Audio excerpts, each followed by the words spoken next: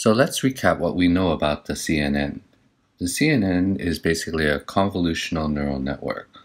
And with both CNNs and RNNs, the idea is to try to take the general feed-forward network that's densely connected and try to restrict it to have fewer parameters. We need to use fewer parameters because we don't want to overfit our data set, and we want to constrain the model to fit the actual particularities of our data well. So both the CNN and RNN topologies are trying to do that by taking notice of what types of inputs we're feeding the network and trying to understand the structure. So convolutional neural networks are used when there's some local features at the particular input sample that is related to nearby context. And you can think of it, for example, in images like here, where you can see this particular patch might have some local consistency. So the edges and intensities of the image are somehow related to the things nearby. It's not restricted just to images though. For example, in natural language, we would say the word at a particular time step is going to be correlated to the words that are surrounding it in context. So even though traditionally CNNs have been used more with images, they are finding context in many different applications where locality is very important. So for example, in images where features are local, they're used a lot. And you can see basically what we're trying to do is take some tide weights that we might have at this point and try to learn them over several time steps. So we might say at the first three time steps, we might say at the first three inputs, we're going to densely connect them to a hidden layer and try to train these weights here. And then after that, slide the input down. So now we have x2, x3, x4. Try to use these inputs to, again, refine these weights that we've already trained with x1, x2, x3.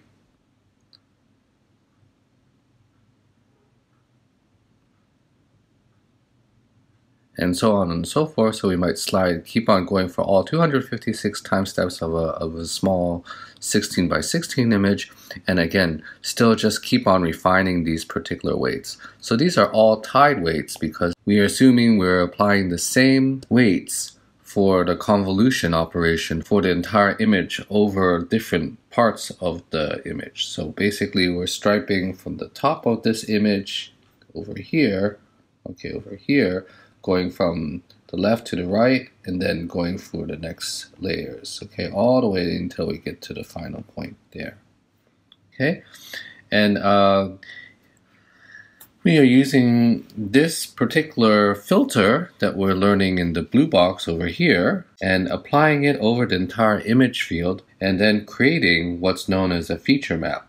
So this is the feature map over here. So if we have 4 different types of weights that we're learning, so imagine this blue box here cloned 4 times, okay, then we would slide those 4 different tide weights as a filter that's learned over the image and produce 4 feature maps. Just to emphasize this, you should notice that this is not a fully connected network. We just have this small image kernel, this learned filter being slid over the entire image.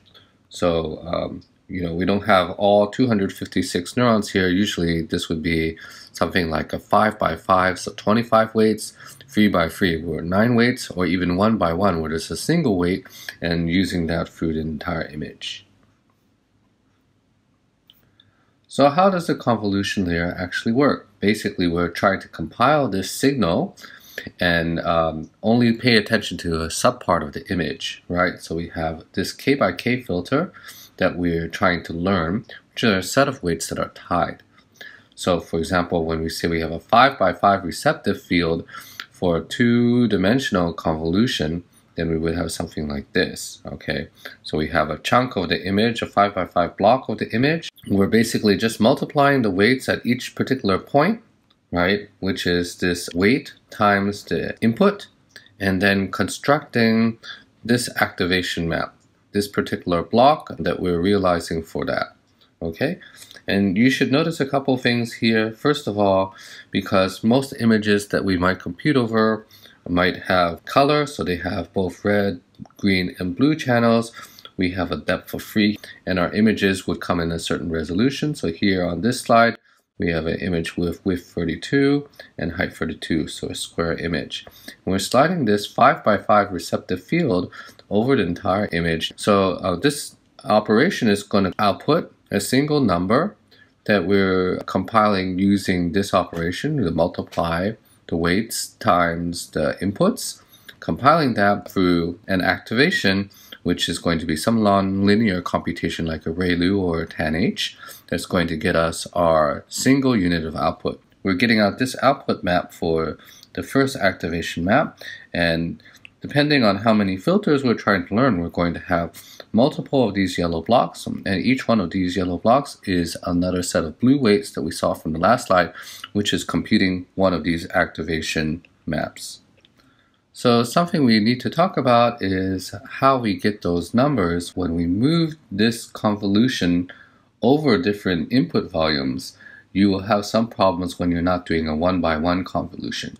So for example, when we have a 7-by-7 input volume, for a 3-by-3 convolution, you only get out 25 values, right? Because we're going to be centered at each of these different time steps. For example, here. Then for the green input part, you'll have another output here. So it'll be this block here. And then as we keep on sliding it, we'll get total of all of these 25 different outputs. Okay? And that's the case when we use the stride step of 1. So we're just going one step at a time and sliding over 1 pixel at a time in the input if we're talking about an image. If we do a different stride length, so for example we have a stride of 2, you can see this particular output would be the second one that we do, because we slide from the red square to the green square. We're skipping over 1 and we produce a second integer, but because we're moving twice as fast, we would have half as many outputs. Now on the edges of the image, we have some problems. So for example, if I wanted to compute a 3-by-3 convolution at this point, at the upper left-hand pixel, we would have to pad the image with other values. Usually we do 0 padding, okay, such that we can compute the convolution. We'll go ahead and pad the image with all these extra zeros here and use them to compute the feature map using those zeros as well. So there are two problems with this, right? First of all, when you have the edge information here, you can see when we're computing the convolutions that aren't entirely lying within the image, that we'll get some artifacts. You can see the values are going to be artificially lower because we have all of these zeros here. So 0 multiplied by anything is going to be 0. That means the signal in all of the edge ones, as well as the ones that are here, are going to be a little smaller. So that's an artifact that we have to take into account. Okay? The second thing is that the image is going to shrink. So you're going to have these input volumes that are larger, 7-by-7, but the output is going to be shrunk, right? So this 5-by-5 output volume, you can think of it as just a vector of length 25. We had an input image of 49, and then we're getting an output volume of only 25. That can be both a feature and a problem, and we'll see how we can deal with that later on. Okay, so these types of things are happening to compile the signal. We can think of using an activation layer, and we can think of that as part of the computation graph, okay, that we go through another layer or another set of computations, as we saw last time, to create the actual nonlinear activation function. So either we use a sigmoid, a tanh, or a ReLU, or something of that sort to compute the nonlinearity, so we don't get layer upon layer of linear functions that are all compacted together to get a linear output. We want something that's nonlinear so we can get a more complex and rich representation of what we'd like to capture in the output. So we can use this activation function computation to do that, and then that's going to result with this actual output. Okay, so the intermediate part is just the signal that we saw on the last slide. The signal is computed and then pushed through the activation function, and the output of the activation function is what's actually stored on the activation map. Okay, not the signal itself, but rather what happens after the signal after it's passed through the nonlinearity. Okay, and although we've been talking about sliding this window over the entire image, in fact, when we use a graphical processing unit, a GPU, to do this, all of these computations are actually happening simultaneously. That's the whole benefit of having multiple cores. So for example, if you have a 32 by 32 image, you can take the 1024 problems that result from that image and load them in a GPU that has more than 1000 cores, and then do one set of operations to output this entire activation map all in one fell swoop. So it's what's called embarrassingly parallel computation to get the entire activation map in one go. And so we can do this for different activation maps by loading the GPU, which can have many thousands of computational units, and have each part of the GPU calculate a different feature map. So you can see it becomes magnitudes faster to train this because we can basically, by doing all of the computations in one pass in parallel. So activation functions actually come in many different forms. We've already studied the logistic and the hyperbolic tangent. Both of these are designed to give probabilistic interpretation where things need to be capped between two extreme values. For example, when we're talking about the hyperbolic tangent between -1 and 1. For logistic regression, we use the sigmoid in between 1 and 0. But typically for neural networks, we want the full width of the input. We don't want it just to have a positive value. So that's why we typically use a hyperbolic tangent instead. Now, both of these have this problem that we alluded to in the pre-lecture, which is they saturate at both the very positive or very negative ends. And you can see in these red boxes here that the gradient of the function is close to 0. It's really flat. So this is a really big problem as we backpropagate through the input layers. So imagine, for example, we're very close to the output, so we calculate the gradient, and the gradient is slightly negative, for example, something like here.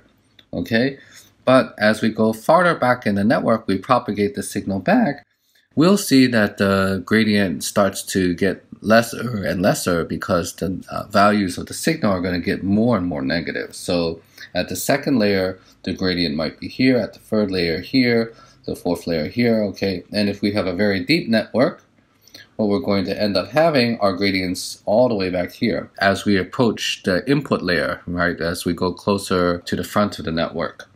So this is going to be a problem because when we have very small gradients, as we know, when we do our steps, they're going to be very small steps, and the learning rate will have to compensate to make sure that we learn fast enough. This is why sometimes you hear that you have to set your learning rates or your weight decay, your regularization differently at different layers, because the magnitude of the gradient, especially when we're using something like the logistic or the hyperbolic tangent function, are not giving the same magnitude of gradients over the entire network. So this problem of vanishing and exploding gradients is a big difficulty in training traditional neural networks, and in the recent advances for deep neural networks, we've been able to fix that. And that's actually very simple to do. We can use things that do not saturate. So for example, a nonlinear activation function like the rectified linear unit is a very simple computation where we just take the maximum of the signal when it's positive and 0 when it's negative. So on this graph here, when we have something like this, it would look like this plot here, where the negative part, if there's a negative gradient, we just zero it out. Okay? And that very simple nonlinearity actually gives rise to the same type of architecture that we would want in a rich representation that allows us to learn very complicated functions. The problem with having a 0 as the output for a negative case is that when you propagate it back far enough, parts of the neural network can stop activating at all and they die off. So those units stop doing useful computation for further batches of inputs, and that doesn't help us. So we are losing representation power, not directly as we want to in something like drop-off. Okay, so to address that, we can try to compute a function that doesn't have this problem but still introduces that nonlinearity. There are a couple ways to do this. So we can do a leaky ReLU, which gives a positive slope for the signal, okay, here, when the signal is negative, right? So if we have a negative output, let's say the signal is negative, and when we take the maximum operation, obviously the first element here is going to be larger than this, so that's going to take the max. It will still follow the ReLU, but then have this part here where the slope is just a little bit negative. This can also be a parameter that we want to learn. So for example, in the parameterized rectified linear unit, we're going to try to learn this alpha. So this alpha here will dictate the slope of the line in the front half of the loss function where the signal is negative. So that alpha would dictate basically the slope here. So it may not be just this one value. It could be a value like this, or it could be a value like this, depending on what we find through stochastic gradient descent has the smallest amount of cost. You can also try to generalize this so the max out unit has this idea of a piecewise learnable activation, so that you could learn over 3 different parts of the input. For example, when the signal is positive over here, when the signal is negative over here, or when it's somehow bounded between the two, we can learn a piecewise linear activation. So those alphas that we would learn in the prelude, we would have them here in the max out unit as well, and learning both a bias as well as an alpha for each of the K segments. This is a generalization of all of the other units that we saw above, because basically what we are having here is the capability to learn that when we have a signal that's positive over here to learn a slope of 1, and for example negative here to learn a slope of 0, that would exactly recover the ReLU original instantiation. So these activation functions get more complex and general as we proceed downwards, and they are tunable and learnable by stochastic gradient descent, but there's also a problem that because they are learnable, it takes longer to train and more chance to overfit. So in a convolutional neural network, oftentimes you'll also see another type of layer called a pooling layer. And this layer's intention is to be able to downsample the input using a lower resolution input for the subsequent layers. This allows subsequent convolutions to operate over a larger range, increasing the amount of pixels that convolution works over. So for example here, we have an original convolution that takes this particular receptive blue field and compacts it into this green region here. Oftentimes, as we've introduced in the pre-lecture, the pooling layer has to do some type of operation to forward the activation to the higher layer. We'll use a max operator to do that. This makes a lot of sense for certain types of problems, for example, for object detection, because what we're trying to say is that there's a feature somewhere in the subregion that's being paid attention to. Okay, so for example, let's say in this image here, in this blue part, we see a face. All we want to forward to the upper layer is that there is a face somewhere in this region. We don't need to know exactly where. It's just important that object has been seen and that we want to propagate this information upwards. Okay, so typically when we're doing object detection in an image and we want to tag the image, it doesn't matter where in the image a face is, but that we know that there's a face present. That's why we typically see max as the operation for pooling. So at the end of the network, the final layer usually is a classification output. And for that, we're going to generalize the logistic function, which just outputs a binary value between 1 and 0 for 2 classes. What we want to do in many cases is create an output that can classify over n different classes. To do that, we're going to use the Softmax function, which has a very similar form. What we want to do is get a probabilistic output. So what you can see here is that the denominator here is normalizing over each of the output values for all of the K classes that we may be able to compute, and then normalizing that to a unit probability distribution. So this is fine if we have a small number of classes, say up to 1,000, but in the case of something like natural language processing, where we want to predict the next word, the vocabulary size can be very large. Again, think 30 to 50,000 different types of words that we could predict. In this case, doing the softmax is computationally intensive because we have to accumulate 30,000 probabilities and then normalize them. Instead, what we might want to do is in hierarchical softmax, right? Where we convert this n-way decision into a binary tree, where we're just taking two particular classes. We're taking two particular class outputs and playing them off of each other. So you can think of this as some type of tournament, like a basketball tournament, and where we're asking two particular outputs, perhaps a word 1 and a word 2, and saying which one of these words is more probable for the winner of that round to the next level and to the next level and so on. So we're ending up with a binary tree of competition of depth log n of the types of outputs that we have, and this makes the work a little bit more parallelizable because we can carry out each layer of computation as a separate round. So this would be round 1. Then we could do all the computations here at round 2.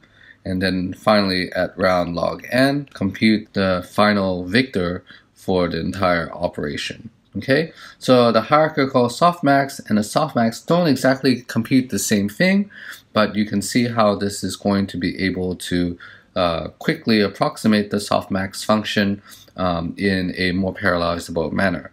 Again, think here that each of these layer computations could be done with the GPU such that the computations are happening in parallel.